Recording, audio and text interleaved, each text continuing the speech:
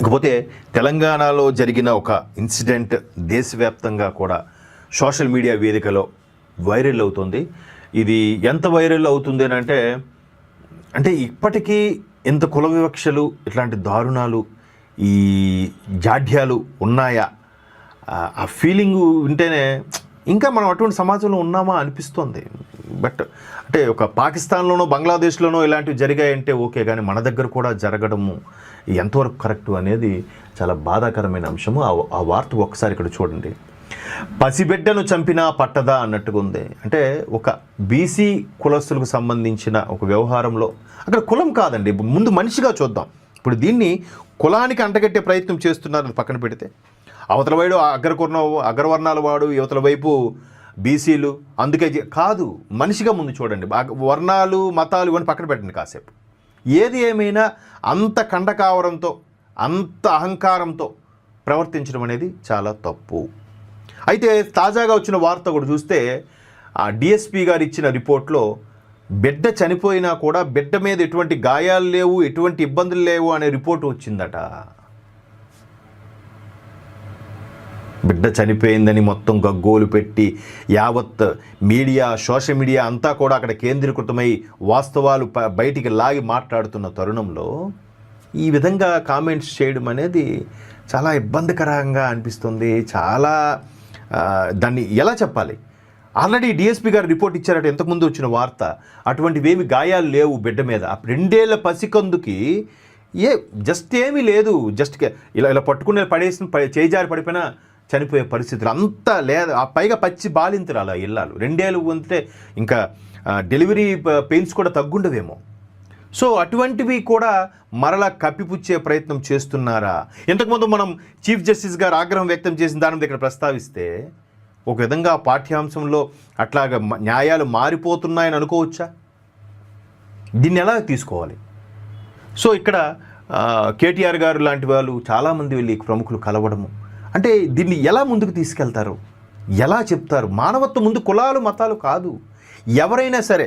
అంటే ఇప్పుడు అగ్రవర్ణాలు అయితే అగ్రవర్ణాల వారికి మాత్రమే అహంకారం, అంటే బీసీలకి ఇంకా తక్కువ స్థాయి లేదంటే ఏదో అనుకుంటుంటారు కదా, అట్లాంటి వాళ్ళకి ఉండవనా? కాదు, మనిషి అన్నాక అరిషడ్ వర్గాలు అన్నీ ఉంటాయి, కోపం ఆవేశం అన్నీ ఉంటాయి. బట్ అక్కడ కులానికి ఆపాదించొద్దు, ఒక మనిషిగా చూడండి. అంత అహంకారం ఏంటి?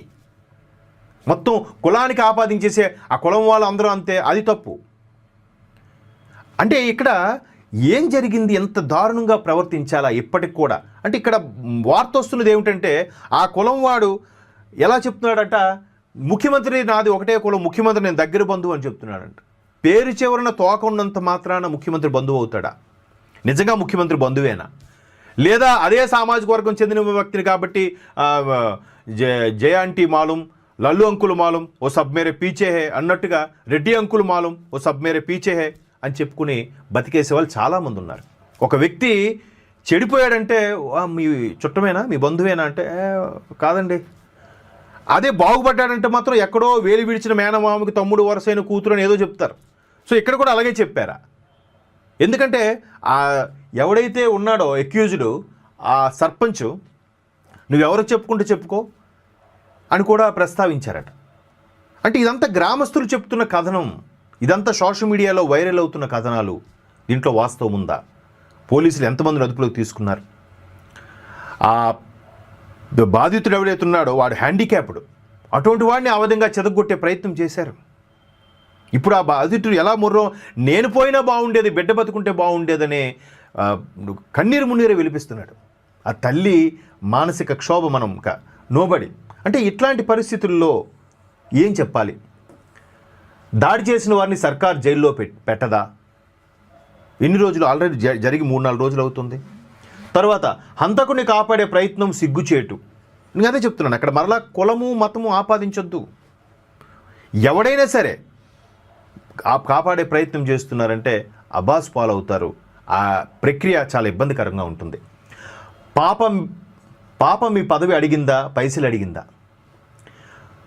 కుమ్మెర ఘటన మానవత్వానికి మచ్చ. మరలా ఇక్కడ కుమ్మెర ఘటన కాదు, ఒక మనిషి మీద జరిగిన ఘటన మానవత్వానికి మచ్చ. న్యాయం జరిగే వరకు పోరాటం ఆపం. కోటి పరిహారం, ఒకరికి ఉద్యోగం ఇవ్వాలి, ఆ కుటుంబానికి ఇల్లు కట్టిస్తాం. కేటీఆర్ హామీ నాగర్ కర్నూలులో బాధితులకు పరామర్శ. అంటే ఇక్కడ కేటీఆర్ గారు పరామర్శించారని కాదు ఇక్కడ వాస్తవం.